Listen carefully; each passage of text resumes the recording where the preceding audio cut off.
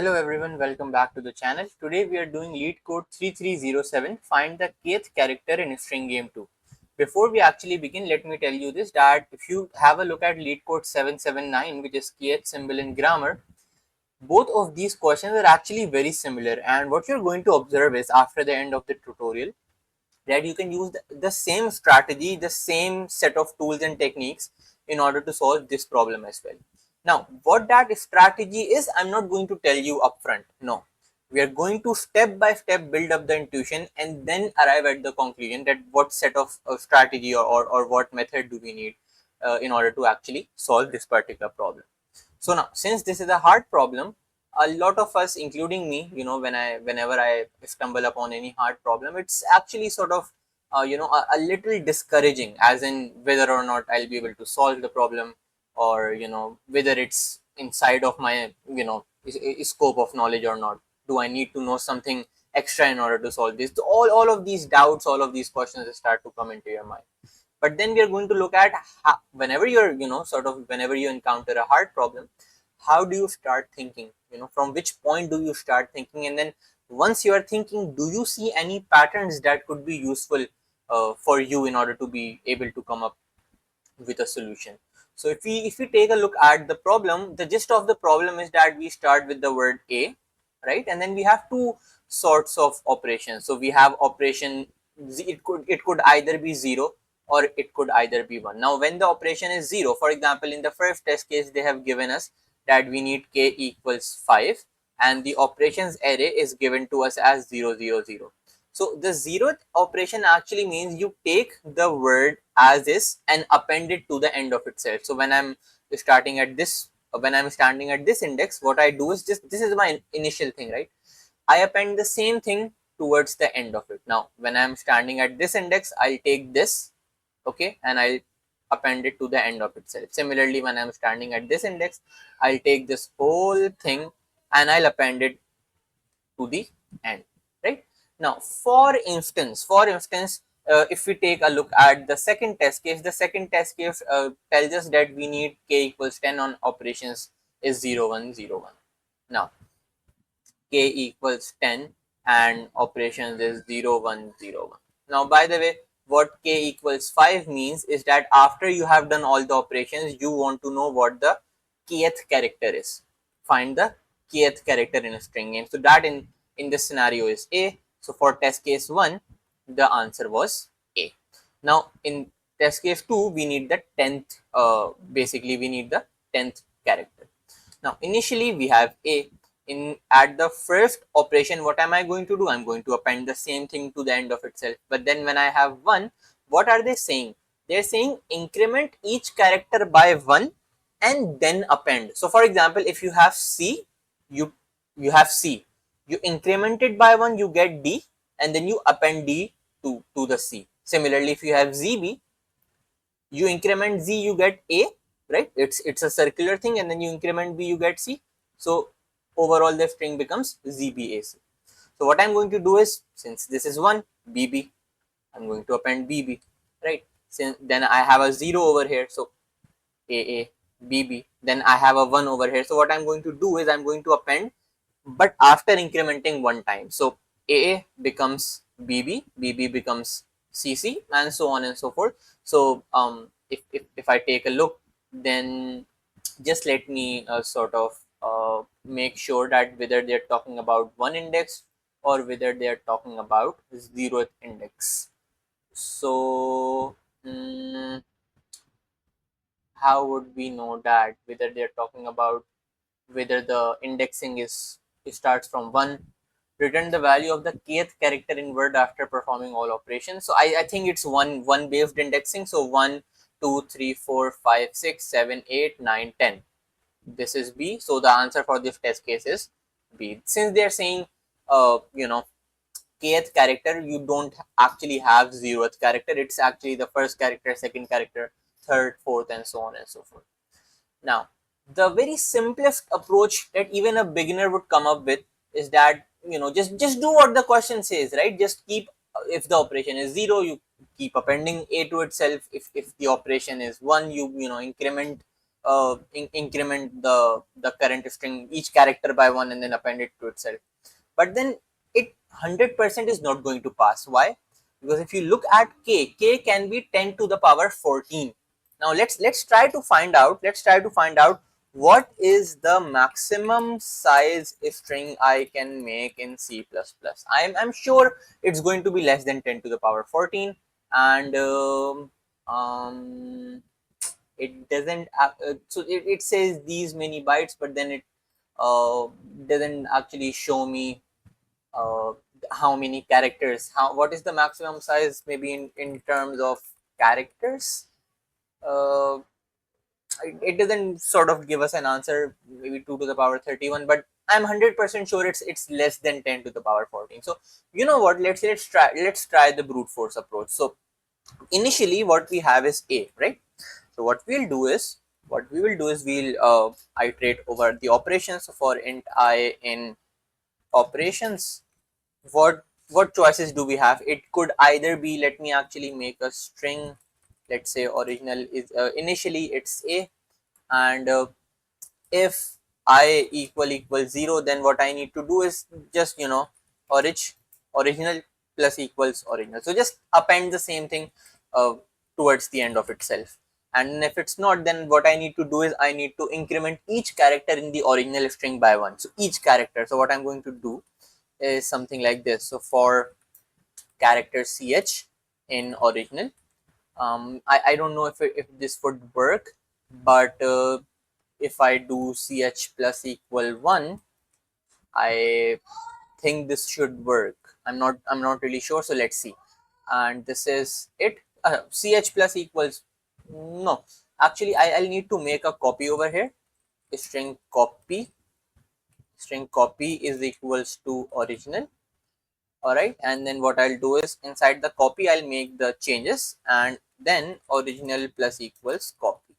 All right, so I do that, then ultimately I return original. So this is 100% going to if this line is correct, this is 100% going to pass these test cases, and I'll return original character. I need to return, sorry, I do not need to return the string, I need to return the kth character. So original of k, I think this would work. So this does not pass for some reason. Let's see why. If I see out original, let's see what is it giving me. So as you can see over here, it's giving me all A's. It's not actually incrementing the character by one. Oh, I forgot the and percent over here. So if I do not include the and percent, then that means I'm basically doing everything by value. I need to do things by reference. So yeah, and this, since we are talking about indexing, so it would be k minus 1 actually, because strings are zeroth indexed, and they are talking about one indexed things. So yeah, if I submit this particular code, there's actually one thing which I still need to add. uh, if still it's saying output limit exceeded, that it is saying because I've included an std I've std out over here. I need to comment that. So yeah, but then still one thing which I need to add in this for loop is that this should, if ch is z, then I need to make ch equals to a, right? That is something that I deliberately missed. And if it's not z, then just increment it by one. So if I submit it now, let's see what error. I basically want to see what error does it give us. It's not 100% going to be accepted. Let's see what out memory limit exceeded. Exactly. Now why is the memory limit being exceeded? Because you cannot possibly make uh, a very large string, right? A string which is of the size. So what is this? 10, 100,000, 10,000 lakh, 10 lakh, 100 lakh. So this is a very, very, very large size, right? So obviously we can, we can say, we can understand that brute forcing our way out of this problem won't work. So let's maybe try to do something clever over here. Let's see. Now Let's take this particular example. K equals 5 and initially we have A. Let's take the operations as 0, 0, 0 right now. So what you will observe is initially we have A, and then what I do is I mirror this A in order to append to itself when I'm standing over here. Then what I do is I do something like this and then something like this. So since I'm appending this particular thing to the end of it, then that means basically I take this A, I write it over here. I take this A, I write it over here. I take this A, I write it over here, and then I take this particular A and I write it over here. So this A is this A, this A is this one, this A is this one, and then this particular A is this one, right? So with that means basically this A is the same as whatever is at this position. So if I am being asked K equals 5, if I'm being asked K equals 5, intuitively, logically, I know that it's the same thing as whatever is at this position, isn't it? Does that make sense? Similarly, let's say that I had K equals 7. Now, what do I have at K equals 7? At K equals 7, I have this particular character, and logically, I know that when the size of my string was 4, this was my string basically. I just copied it. I copied this to here, this to here, and this one to here, isn't it? So I know that this particular index, what index is this? Let me write down the indexes. This is index 6. Index 6 actually depends upon what? Index 2, isn't it? And then think about it. When I had a, this particular guy, this particular character is nothing but an exact copy of this particular character, because at some point in time I had double A and then I had to mirror it. So when I was mirroring it, I did nothing. I just copied this A over here, this A over here. So this particular guy, this particular character is just a copy paste of this particular character, isn't it? So what you're observing over here, what the pattern which I'm basically trying to explain over here is that the bigger problem, K equals 7, it actually depends upon a smaller problem, isn't it? So I'm taking a bigger problem and I'm breaking it down, and I'm breaking down. So I broke down the bigger problem into this and further breakdown, and this part basically gives me the answer. Similarly, let's change, let's try to modify our input a bit. Okay, let's say I need K equals 7 and I have 0 1 0. So we usually start with A, it becomes AA, then I have 1, so it's going to become BB, and then I have 0, so AA BB, isn't it? Now I need the 7th character. Okay, I need the 7th character. 0 1 2 3 4 5 6 7. Now this is the 7th character. This is something that I want. Now let's try to think about it. The operation over here is 0. The operation over here is 0. This operation resulted in this particular border. Now that means this 6 is just a copy paste of whatever is at this index, because this was 0, right? Whatever is at index 6, or let me actually write it down. If 6 is the idx, if I do idx minus length divided by 2, because the length right now is 8 and I'm saying 6 minus 4 basically, so that is length divided by 2 if you think about it. Similarly, if 4a, this a is just a copy paste of this, so 4 minus length divided by 2, 5 minus length divided by 2, 7 minus length divided by 2. So that's the connection which we are able to form, right? This is just a copy paste. Why I'm saying copy paste? Because the operation is 0, right? So that is something that I know. Now let's talk about this operation. This operation is 1. Then that means for a fact I know that this B depends upon this A, and since the operation is 1, since the operation is 1, it must have meant that I incremented whatever is at this position. And I'm just sort of reverse engineering the original solution that we came up with. I'm going in reverse order. So I had AA and I had the operation 1. What I did was I appended BB towards the end of it. Now what I'm doing is I'm going in the reverse direction. So since the operation is 1 and I'm at index 2, I'm going to do the same thing. You see AABB. What is the length over here? The length is 4 and I am at index 2. So index 2, right? This is my IDX. So if I do IDX minus length divided by 2, that means 2 uh, IDX is 2 minus length divided by 2 is also 2. 2 minus 2 is 0. I know 100% for a fact that this position depends upon this position. And since the operation is 1, I must have incremented it by 1 position. So you see, only 2 steps and I already know the answer. If, for example, we take a look at this particular test case, k equals 10 and operation 0, 1, 0, 1. So I have k is equals to 10 and operations are 0, 1, 0, 1, right? So initially we have A, right? Then we have AA because it's 0, right? Then we have AABB because it's 1. Then we have AABB, AABB, right? Because it's 0 and then we have ultimately 1. So what's going to happen is AA becomes BB, then CC, then BB, then CC, right? So this basically becomes ultimately my array.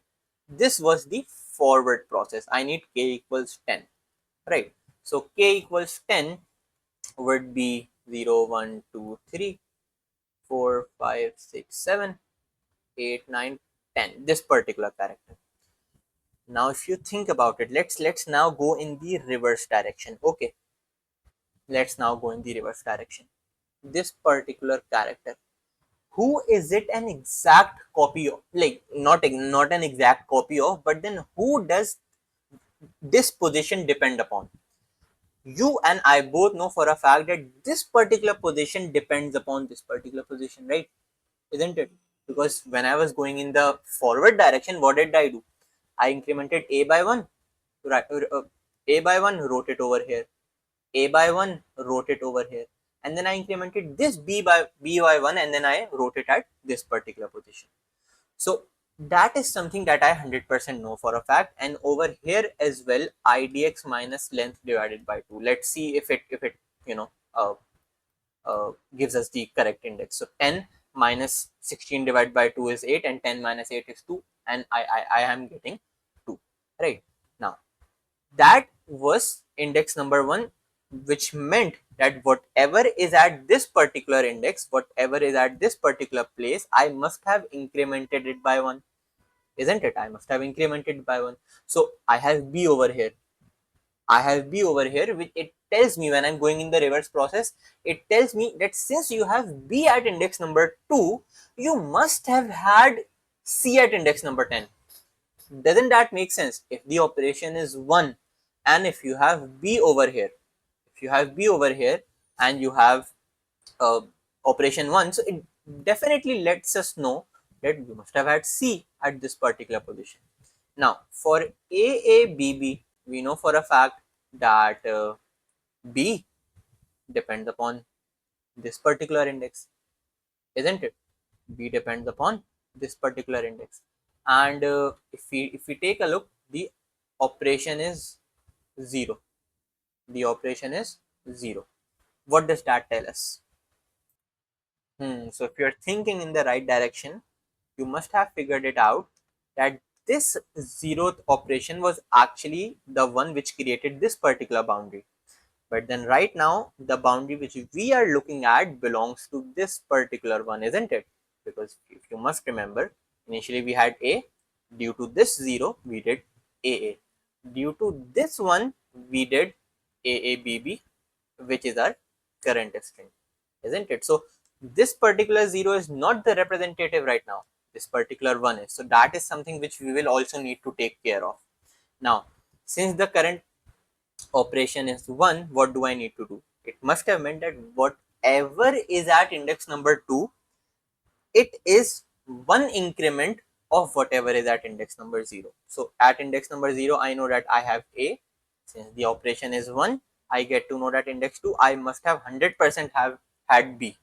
And then since I have B over here and the operation is 1, that lets me know ultimately that I must have had 100%, I must have had C at index number 10.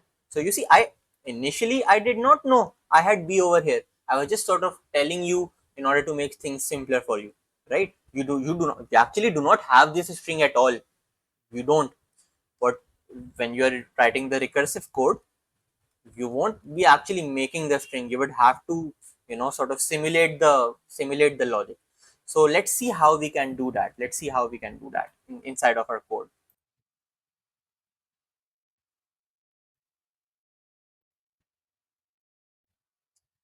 So you see, we are talking about a recursive logic, right?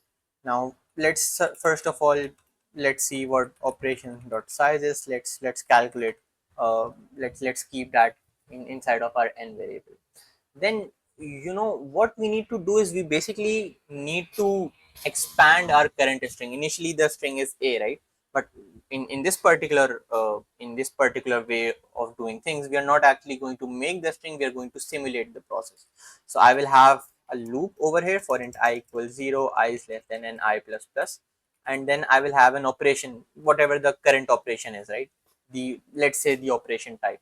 But then what I'm going to assume over here is I'm going to take a variable which is going to store the length of the string. Right now the length is 1, and what I'm going to say is, after each operation that you apply, doesn't matter whether it's 0, doesn't matter whether it's 1, after each operation that you apply, the length becomes double of what it originally was. So I'm simulating things. I'm not explicitly doing the process, I am simulating the process. So after one operation, you know that the a is going to become aa, right?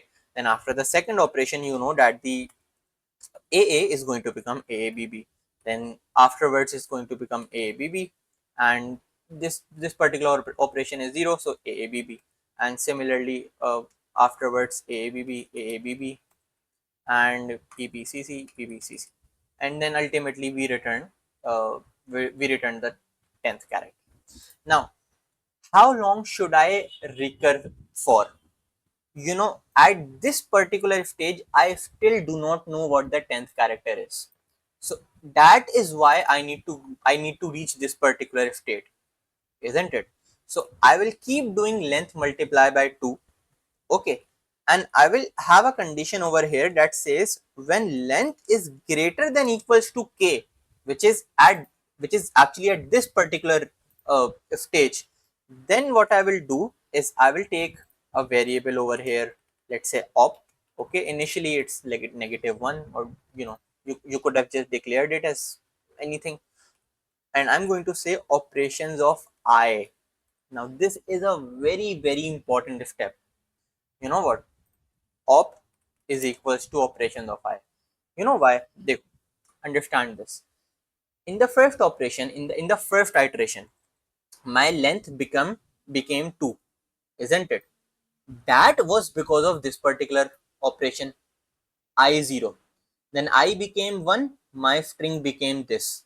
We are simulating things. That was because of this particular 1.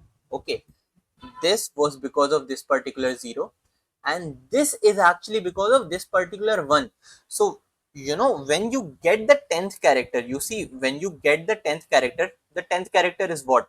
AA, we had BB, AABB, and then we had I think we had BBC.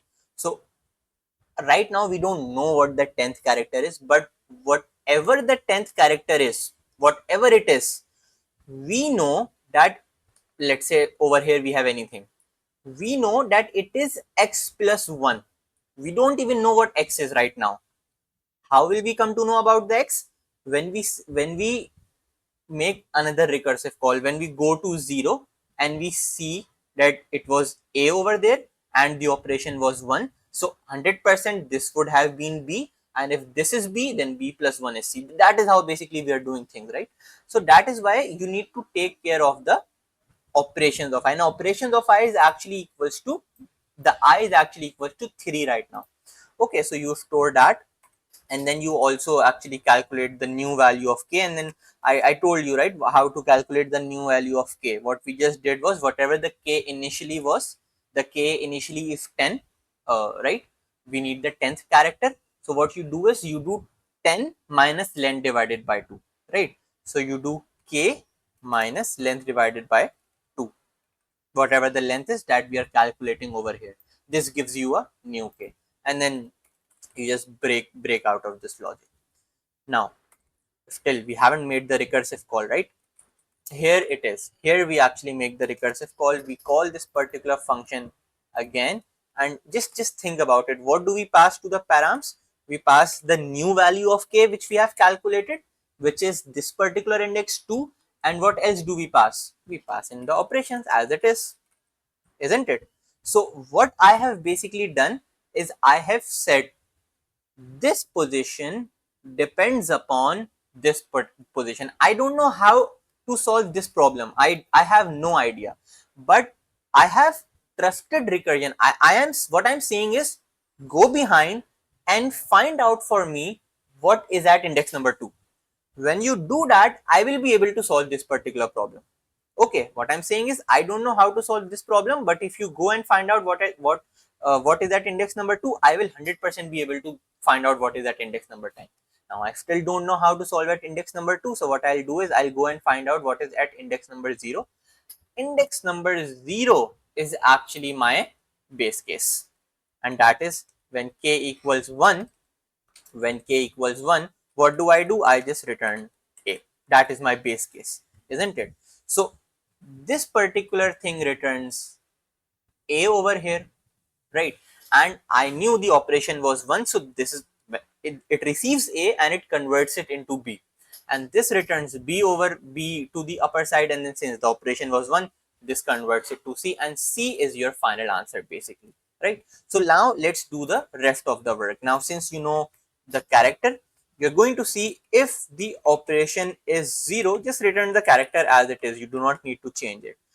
But if the character is not 0, then what do you return? You check if the character is equals to z. If it is equals to z, then you return a, else you just return ch plus 1, isn't it? As simple as that. So let's see if we have done everything. I think I need to, and let's actually, make long new k over here. Let's assign it a value of -1. Length, I think length should also be long, just to make sure. And let's see if this particular recursive code works, right?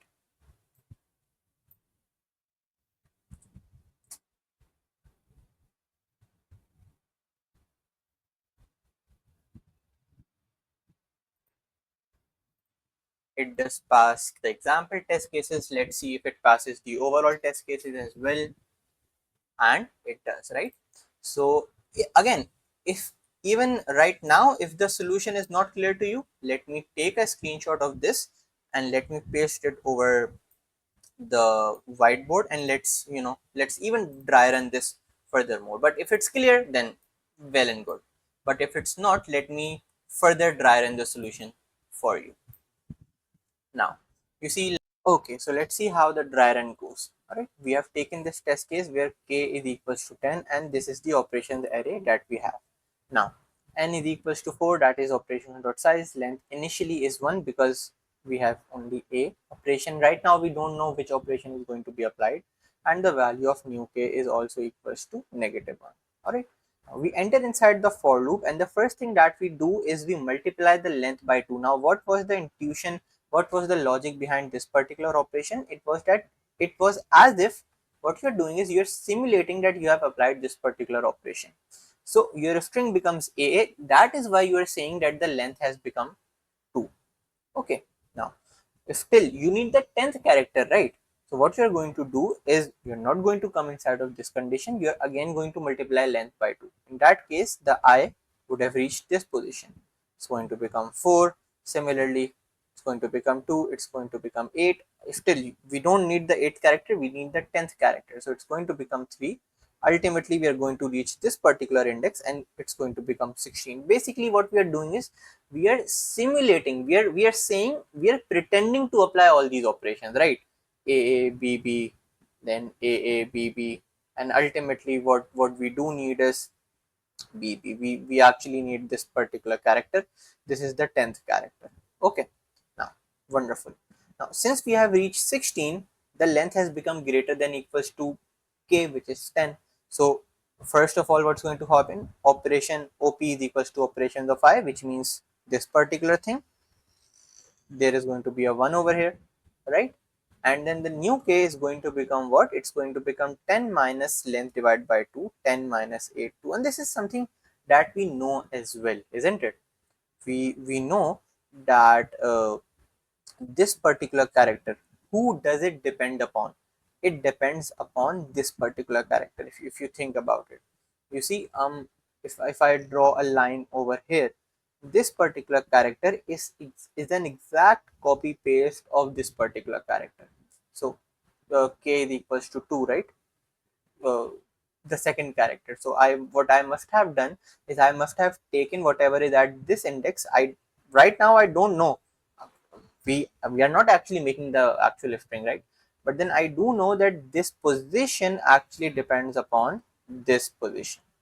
Okay, so what I do is I break out of the loop and I make a recursive call.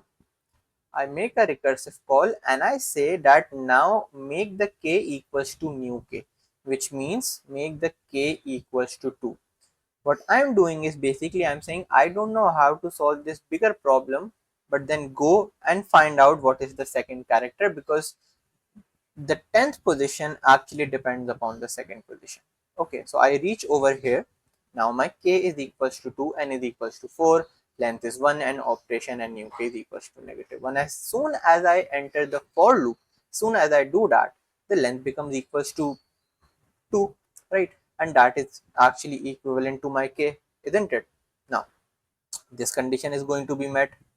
Soon as this condition meets, OP is equals to operations of I, which I'm just, my I is actually 0 right now. So which means inside of OP there's going to be a 0. And what is new k going to be? New k is going to be k, which is 2 minus length divided by 2, 1. So new k is going to be 1, which is basically my base case. If you think about it, is my base case, because if k is equals to 1, you're talking about the first character, and the first character is nothing but a. In all the cases, we always start with a. No matter what operations are, we always start with a. So I make the recursive call. I say I don't know what is at index number 2, but go and find out what is at index number 1, because I do know whatever is at this position 100% depends upon this position, right? So it goes and it checks out what is that index, what is k equals 1, it returns a. This particular call returns a to itself. Now when it returns a, inside of ch I have a, right? Inside of here I have a. I see whether the operation is 0 or it's not. The operation is 0, so that means I do not have to increment the a. I return it as is to this particular recursive call a. Now when I do that, when I return a to this particular function call, I see over here that the operation is 1. The operation is actually equals to 1. That means I need to increment the character by 1 and then return it. So I receive a over here, and ultimately what do I return? I return b, which is basically the answer of this test case. So I hope now you can sort of make a connection of how the recursive calls work. So the first recursive call which I made was of 2, then the recursive call which I made was for 1. 1 basically instantly returned me with an a, isn't it? And then the second recursive call with 2 also returned me with an a, right? Let me fix that. Returned me with an a. I incremented it by 1 and then I returned the final answer. So I hope you found the video helpful, and I'll see you next time. Take care.